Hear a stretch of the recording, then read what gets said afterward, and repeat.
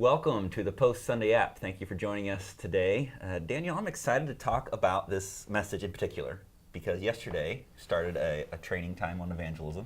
Oh, good, yeah, So, that's you, right. you just That's put right. the ball on the tee That's for right. me. And Lobbed it right over the plate. you did. That was great. That was great. So it just got me really pumped up for this training time. Had a great time last night. And I will say, you can still come Monday nights at 6:15 at the camp. We'd love to have you join us for our evangelism training. But we have some great questions here, and along the lines of just trying to communicate the gospel, proclaim the gospel. We could describe our culture as being growing in its hostility towards the gospel.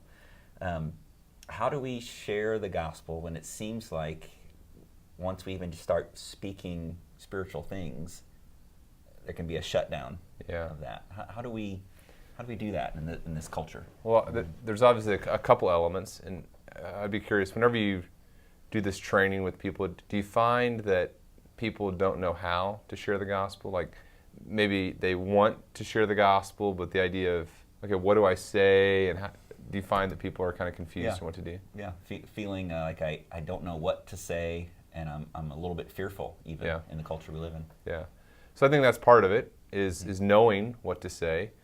But then also, and I was thinking about this just this morning as I was doing a little walk away from Central after I saw you. I was kind of thinking through what we're going to be doing here this morning and thinking about the gospel and just my own struggles in sharing the gospel with people. And I think that's the other element to this, and we talked about this Sunday, is we just have to pray.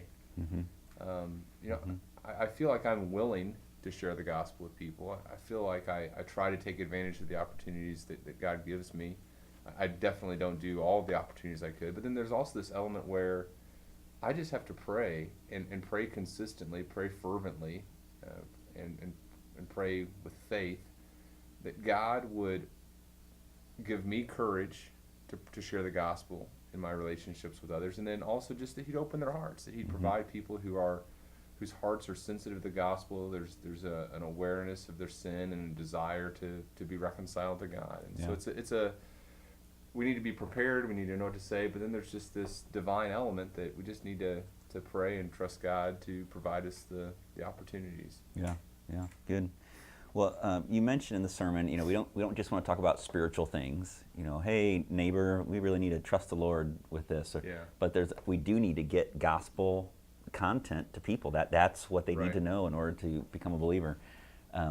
Just very practically, can you give us an example of how do I get to the gospel with my neighbor versus just talking kind of generally about going to church and trusting in God and that type of thing? How do you get to the gospel? Yeah. Well, the great thing I think about the gospel message is it's connected to everything.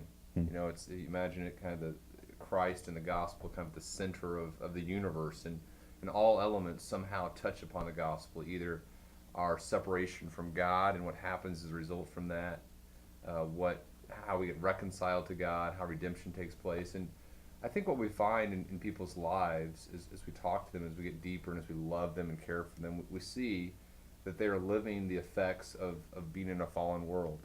Maybe they're feeling the effects as a child is going through illness, or they're going through illness, or a parent is aging. Maybe they're feeling the effects of the fall as their marriage relationship is struggling, or they're having problems in school. So as a person goes through the effects of the fall, I think we just come alongside them and love them in the midst of that and say, hey, I'm hurting with you. I'm sorrowful that this is taking place in your life, but here's the good news. So here's the bad news, and let's contextualize that, and let's call it bad news, and let's acknowledge why this bad news is bad news, and why it exists, and why there's a separation from our relationship with God. Now, let me talk with you about what God's Word says about life and about joy and about happiness, and I think that's a crucial component to this. And again, it's praying that God gives us the opportunities to create those relationships, and that people give us the authority to speak into their lives. Yeah. It reminds me of a story one time when I was working on campus at Bradley. I was talking with one of the maintenance men there. His name was Mike, and we had just kind of established a friendship a little bit. And he came into my office once and said, boy, did you see that article in the paper about a child molester? Mm. And he was just very saddened by that, and I joined him in that sadness for that, obviously. Huh. But I said a statement that took me back. I said, you know, I'm probably not much different than that guy. And somehow our conversation got cut off right there. Yeah. Bad timing. Right? Yeah, And so you definitely need to follow up there. yeah.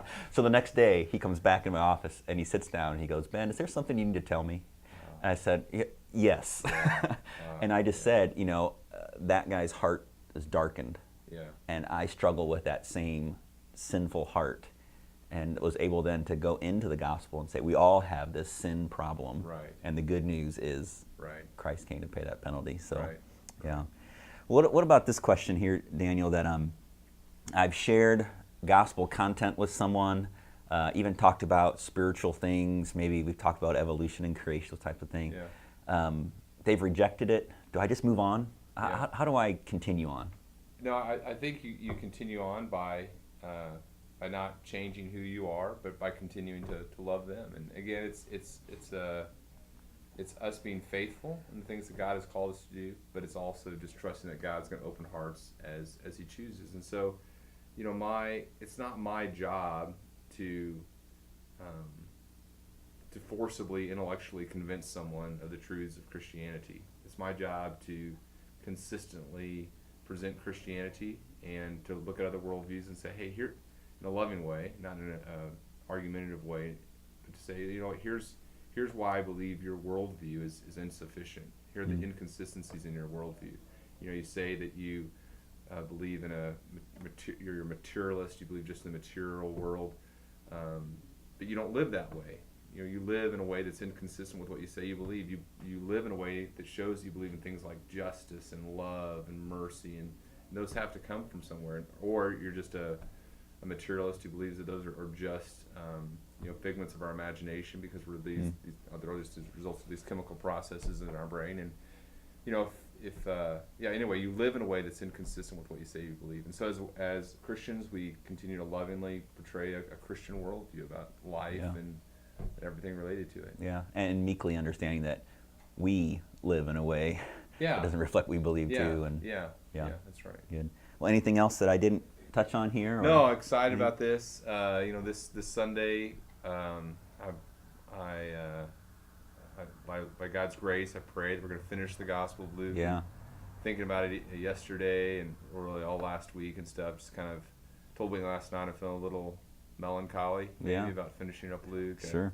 I don't know if people saw this, but on my Twitter and Facebook page, I put this word cloud I took all my sermons, put them in a document, and created this word cloud of the different words. It's really cool to see the themes of Luke graphically represented there. So it's you know, it's a neat.